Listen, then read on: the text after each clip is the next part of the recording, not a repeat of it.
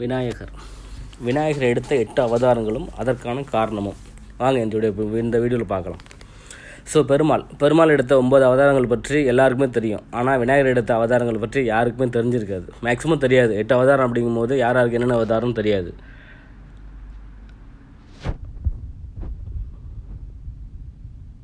இந்த உலகத்தையும் உலகத்தில் உள்ள தன்னுடைய பக்தர்களையும் காப்பதற்காக பூமியில் அதர்மத்தை அழித்து தர்மத்தை நிலைநாட்டுவதற்காக தெய்வங்கள் ஒவ்வொரு காலகட்டத்திலும் ஒவ்வொரு அவதாரங்களும் எடுத்துள்ளன.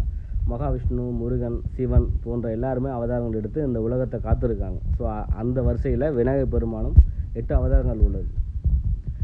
முதல் கடவுளான விநாயகர் பெருமானும் தன்னுடைய பக்தர்களுக்காக பலவிதமான துன்பங்களை தரும் காமம், குரோதம், மாயை, அகங்காரம் உள்ளிட்ட பலவிதமான தீய குணங்களால் ஏற்படும் பாதிப்பில் இருந்து காப்பாற்ற 8 விதமான அவதாரங்களை எடுத்துள்ளார். இந்த அவதாரங்களின் போது விநாயகர் பலவிதமான வாகனங்களிலும் அருள் பாலித்து கொண்டிருக்கிறார். இதனால் தான் விநாயகரை பலவிதமான நாமங்களால் போற்றுகின்றோம்.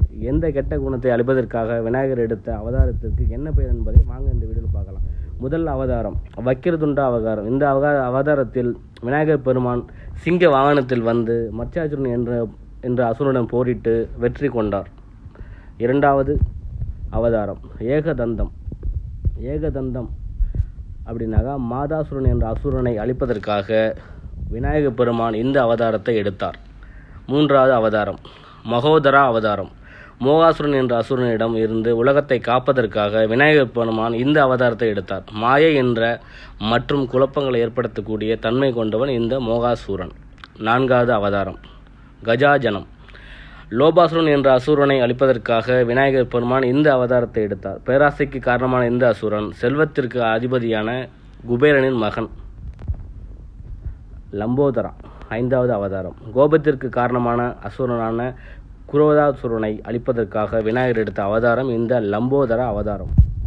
ஆறாவது அவதாரம் விகாடா அவதாரம். காமத்திற்கு காரணமான அசுரனை அழிப்பதற்காக காமாசுரனை அழிப்பதற்காக விநாயகர் எடுத்த மயில் மீது பவனி வந்து இந்த அவதாரத்தை எடுத்து அவனை விகாடா என்ற அவதாரத்தில் இருந்து காமாசுரனை அழித்தார். விக்னராஜா ஏழாவது அவதாரம். மமதராஜ் அசுரனை அழிப்பதற்காக கொடி விஷம் கொண்ட சேஷ நாகத்தின் மீது விநாயகர் பெருமான் பவனி வந்து இந்த அசுரனை அழித்தார். எட்டாவது அவதாரம் தும்ரவர்ணன் அவதாரம். அகங்காரத்திற்கு காரணமான அகங்கார அசுரனை அழிப்பதற்காக விநாயகர் எடுத்த இந்த அவதாரம் தும்ரவர்ண அவதாரமாகும். இந்த 8 அவதாரங்களை விநாயகர் மேற்கொண்டார். இதில் எதுவும் எனக்கு தெரியல, இல்லை சப்போஸ் ஏதாவது தப்பாக சொல்லியிருந்தா அப்படின்னா எனக்கு கீழே கமெண்ட் பாக்ஸில் கமெண்ட் பண்ணுங்கள். Okay, thanks.